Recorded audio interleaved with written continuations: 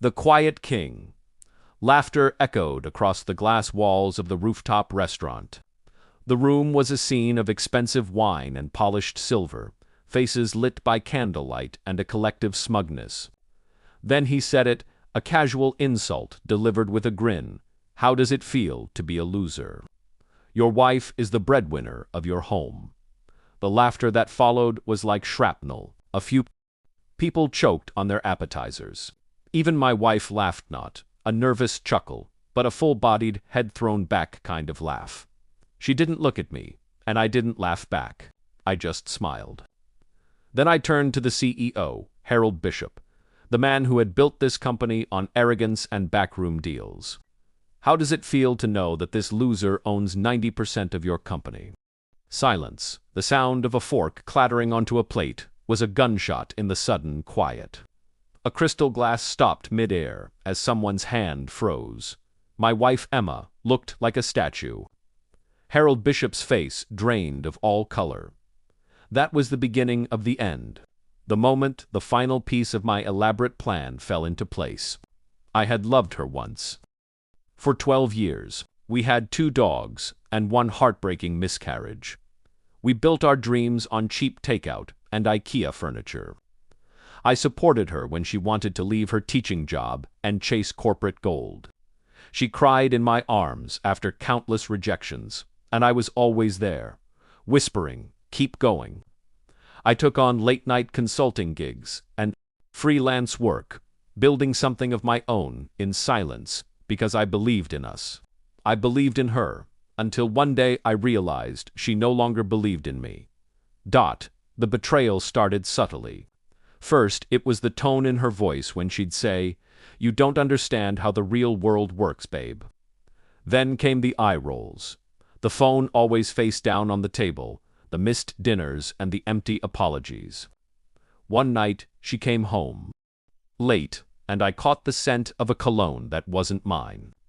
I knew his name was Jeremy, a junior executive with a smirk and soft hands, the same man who had just called me a loser. The silent hunt.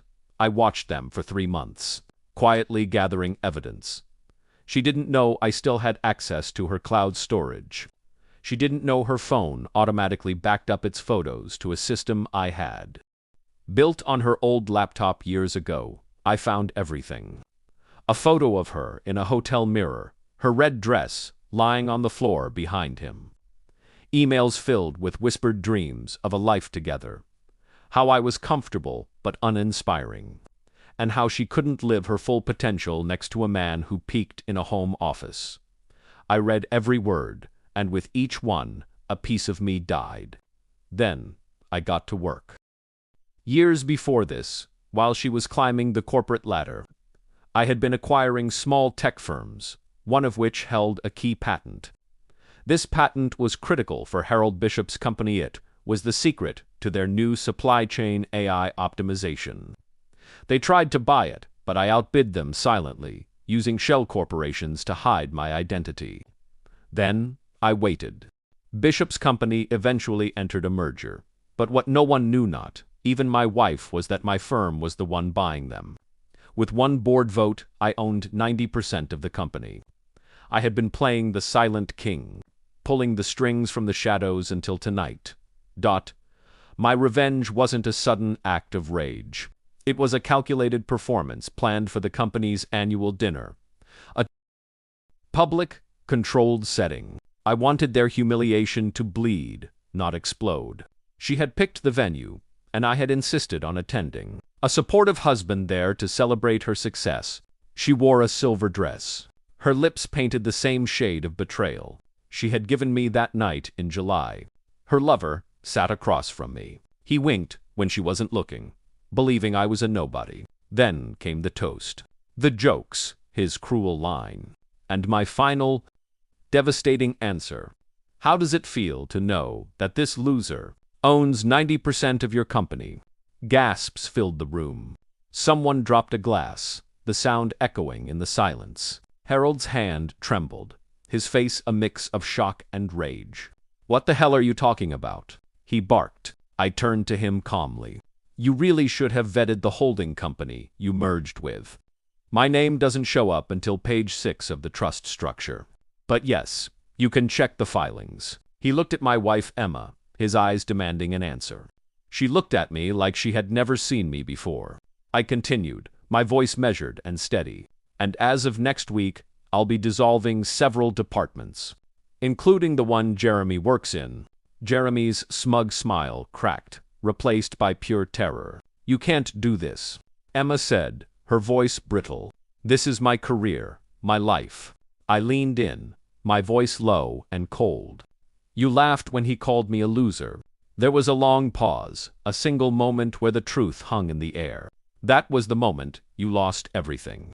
The fallout was immediate and brutal.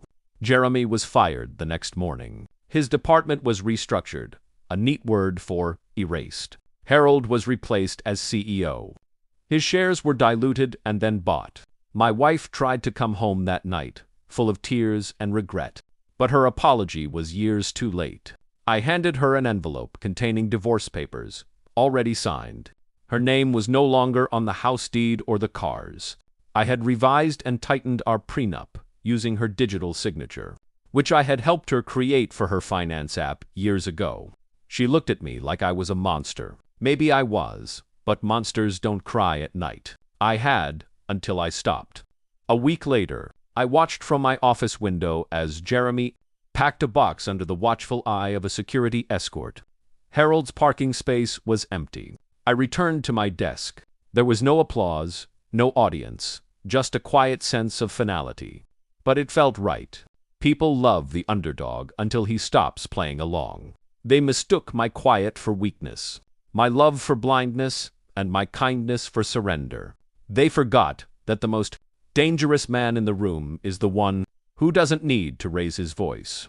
So, yes, they laughed, but I smiled. And then I took everything.